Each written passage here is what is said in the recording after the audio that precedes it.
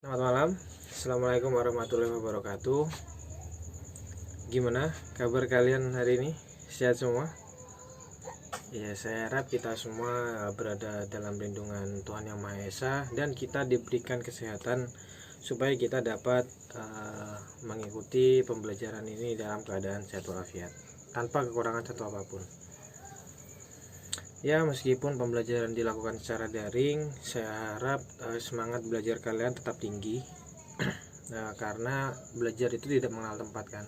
Jadi ya meskipun kita tidak bisa tatap muka dan pembelajaran dilakukan secara daring, saya harap semangat belajar kalian itu masih tinggi. Saya tahu sebenarnya kalian lebih suka pembelajaran daring kan, karena pembelajarannya lebih sedikit. Waktu jam pelajarannya nggak seperti pelajaran tatap muka. Terus kalian juga bisa ngerjain tugas sambil santai-santai. Ya banyaklah keunggulan dari atau manfaat dari pembelajaran daring. Ya meskipun ada kekurangannya juga sih, kayak kita nggak bisa ketemu teman gitu kan. Kalian pasti kangen kan buat ketemu sama teman-teman kalian gitu kan. Ya sama sih, sebenarnya saya juga lebih enak pembelajaran secara tatap muka gitu. Oke, jangan lupa kalian juga harus jaga kesehatan, menerapkan pola hidup sehat, rajin olahraga, makan makanan yang bergizi supaya badan kita kuat, tidak terinfeksi virus COVID-19. Dan jangan lupa kalian yang di rumah selalu menerapkan protokol kesehatan ya, seperti cuci tangan, menggunakan masker, dan jangan lupa untuk menjaga jarak.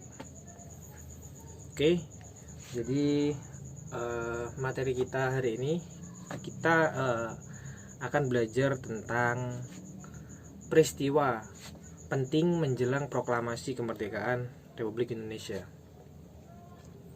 Jadi tujuannya kita mempelajari materi ini adalah diharapkan kalian bisa menganalisis peristiwa penting apa saja sih yang terjadi menjelang terjadinya proklamasi kemerdekaan Republik Indonesia. Jadi kalian diharapkan bisa menganalisis sebab akibat dan kaitannya langsung terhadap proklamasi kemerdekaan Republik Indonesia. Setelah mempelajari materi ini, kalian diharapkan bisa menyebutkan beberapa peristiwa penting menjelang proklamasi, termasuk di dalamnya nama-nama tokoh yang memiliki dampak terhadap peristiwa tersebut, lalu juga tanggal-tanggal penting yang terdapat pada peristiwa-peristiwa sebelum proklamasi. Oke, baik, kita langsung saja masuk ke materinya. Jadi, untuk peristiwa penting pertama yang terjadi menjelang proklamasi kemerdekaan adalah pembentukan PPKI. PPKI dibentuk untuk menggantikan badan sebelumnya yang telah dibentuk oleh Jepang, yaitu BPUPKI. Jadi PPKI ini merupakan singkatan dari Panitia Persiapan Kemerdekaan Indonesia, atau dalam bahasa Jepangnya bisa dikenal dengan Dokuritsu Zunbi Inkai. Kalau misalkan BPUPKI kan Dokuritsu Zunbi Kosakai. Nah, jadi PPKI ini dibentuk pada tanggal 7 Agustus 1945. Nah, anggota PPKI sendiri diketuai oleh Insinyur Soekarno dan dengan wakil Muhammad Hatta, dengan Mr. Ahmad Subarjo sebagai penasehat. Nah, untuk anggota PPKI sendiri itu rinciannya adalah 12 wakil dari Pulau Jawa, 3 wakil dari Pulau Sumatera, dan seorang wakil dari Pulau Kalimantan, 2 wakil dari Pulau Sulawesi, dan masing-masing seorang wakil dari Nusa Tenggara, Maluku, dan dari golongan penduduk Cina. Anggota PPKI dipilih langsung oleh Jenderal Besar Terauchi, yang merupakan penguasa perang tertinggi di seluruh Asia Tenggara. Jadi Jenderal Terauchi ini orang Jepang ya. Dengan alasan itulah Jenderal Terauchi ini mengundang beberapa tokoh pergerakan nasional. Nah, tokoh yang dipanggil diantaranya adalah Soekarno, Muhammad Hatta, dan Rajiman Djodiningrat. Ketiga tokoh ini dipanggil menuju ke Dalat, Vietnam Selatan pada tanggal 9 Agustus 1945. Nah, Ketiga tokoh tersebut sebenarnya pertemuannya itu tanggal 12 Agustus 1945, tapi ketiga tokoh ini berangkat dari Indonesia pada tanggal 9 Agustus 1945. Ketika pertemuan, Jenderal Terauchi menyampaikan bahwa Jepang akan segera memberikan kemerdekaan kepada Indonesia. Pelaksanaan kemerdekaan dapat segera dilakukan ketika PPKI sudah menyelesaikan persiapannya dan wilayah Indonesia mencakup seluruh bekas wilayah jajahan Hindia Belanda. Oke, lalu selanjutnya kita masuk ke peristiwa penting yang kedua. Jadi yang kedua itu berita tentang kekalahan Jepang. Jadi ketika Jepang menjajah Indonesia, sebenarnya Jepang itu juga perang melawan sekutu ya, Amerika dan sekutunya. Jadi dia tidak hanya menjajah di Indonesia, tapi dia juga berperang gitu kan. Nah, pada pertengahan tahun 1945, Jepang ini udah terdesak oleh pasukan sekutu dan Jepang sudah tidak bisa memberikan perlawanan lagi gitu kan. Namun Jepang tidak menyerah sampai akhirnya pada tanggal 6 Agustus 1945, salah satu kota di Jepang yaitu kota Hiroshima dijatuhi bom atom oleh Amerika Serikat. Pada pukul 8.15 pagi dengan ketinggian 31.600 kaki, Kolonel Paul Tibbets itu melepaskan sebuah bom atom uranium 235 yang dinamai Little Boy. Bom atom ini memiliki berat 8.900 pon dengan kekuatan ledakan sekitar 15.000 sampai 20.000 TNT. Bom atom ini merupakan bom atom yang pertama kali digunakan untuk perang di dunia. Nah, ketika jumlah korban dari bom atom di kota Hiroshima ini mencapai 140.000 orang dan juga mengakibatkan bangunan di kota tersebut hancur dengan rincian 70.000 dari 76.000 bangunan yang ada di kota Hiroshima itu hancur semua. Tidak cukup sampai di situ. Pada tanggal 9 Agustus 1945, Amerika membom kota lain di Jepang, yaitu kota Nagasaki. Nah, untuk bom atom yang kedua, ini namanya bukan Little Boy lagi ya. Ini bom yang berbeda dengan kode nama Fat Man. Nah, dan untuk kedua kalinya Jepang dibom atom oleh Amerika Serikat. Dan dalam waktu yang singkat, dua kota penting Jepang menjadi hancur dan Jepang pun menjadi lumpuh total dan tidak dapat berkutik lagi. Sampai akhirnya pada tanggal 14 Agustus 1945, Jepang menyatakan menyerah tanpa syarat kepada sekutu. Nah, jadi tanggal 14 Jepang udah nyerah, dia udah menyatakan bahwasanya Jepang udah kalah perang lawan Amerika Serikat. Tapi upacara peresmian pengakuan kekalahan ini dilakukan pada tanggal 2 September 1945.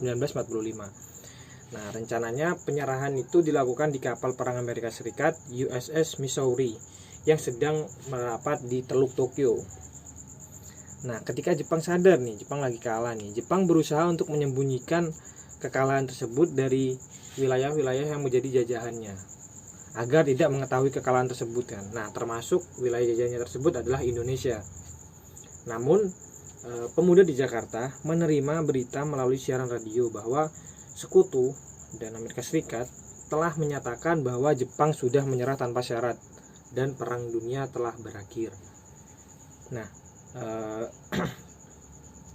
dari sini udah jelas kan kalau misalkan Jepang itu berusaha menutupi, tapi pemuda-pemuda di Jakarta itu dia bisa tahu gitu, bahwa bisa mendapatkan kabar bahwa Jepang telah kalah. Lalu yang ketiga, berita kekalahan Jepang ini memberikan efek yang lumayan berpengaruh gitu, karena pada saat itu terjadi perselisihan antara golongan muda sama golongan tua. Golongan muda ya para pemuda yang telah mendengar berita bahwa Jepang telah kalah, dan golongan tua yaitu antara lain ada Soekarno dan Muhammad Hatta gitu. Karena kan Soekarno udah diberi janji sama Jenderal Terauchi bahwa kemerdekaan Indonesia ini sebentar lagi gitu. Sedangkan pemuda mendapatkan kabar bahwasanya perang telah berakhir. Jepang sudah kalah gitu kan. Nah, jadi ini memberikan suatu gesekan dan akhirnya terjadilah peristiwa Rengas Dengklok. Jadi sebelumnya Rengas Dengklok itu apa sih? Rengas Dengklok adalah sebuah kecamatan yang terletak di sebelah utara dari kota Karawang. Nah, kebetulan daerah ini udah dikuasai oleh pasukan peta di bawah pimpinan Sudanco Singgi. Nah, berdasarkan dasar itulah kota Rengas Dengklok ini, wilayah Rengas Dengklok ini dipilih karena keamanannya itu sudah terjamin. Nah, dan peristiwa Rengas Dengklok yaitu peristiwa penculikan Soekarno dan Muhammad Hatta oleh golongan muda, supaya ditujukan supaya Soekarno ini mempercepat kemerdekaan dan menyatakan bahwa supaya kemerdekaan ini tanpa pengaruh dari Jepang dan emang benar-benar dari rakyat Indonesia sendiri gitu. Nah, pada tanggal 16 Agustus 1945, satu hari sebelum proklamasi, rombongan golongan muda yang telah membawa Bung Karno dan Bung Hatta bergerak menuju Rengas Dengklok kan.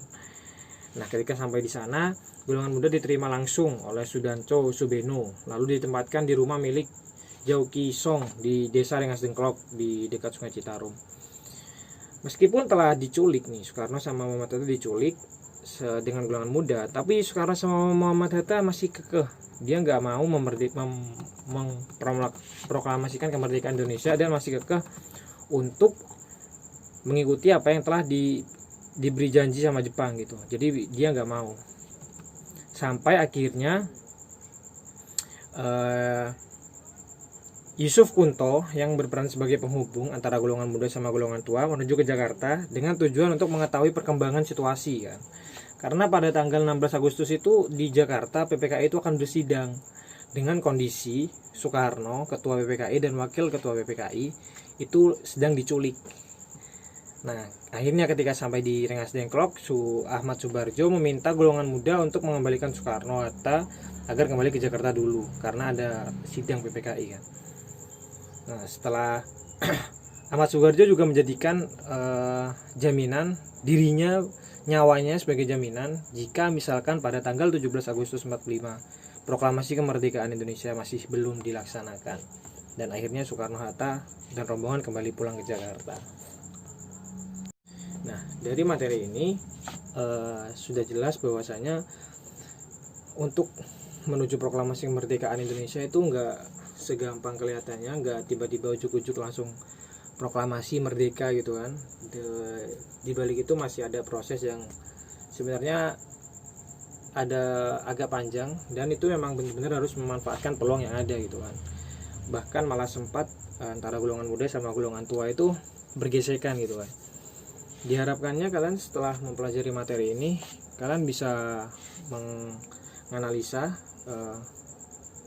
peristiwa penting yang terjadi menjelang proklamasi ini. Kalian bisa membaca lagi sumber-sumber yang lain. Kalian bisa tahu minimal bahwa sebelum proklamasi itu sebenarnya ada peristiwa-peristiwa penting yang berpengaruh kepada proklamasi seperti itu. Oke, itu saja mungkin dari saya. Kurang lebihnya mohon maaf apabila masih banyak kekurangan. Ya, wabillahi taufiq wal hidayah. Wassalamualaikum warahmatullahi wabarakatuh.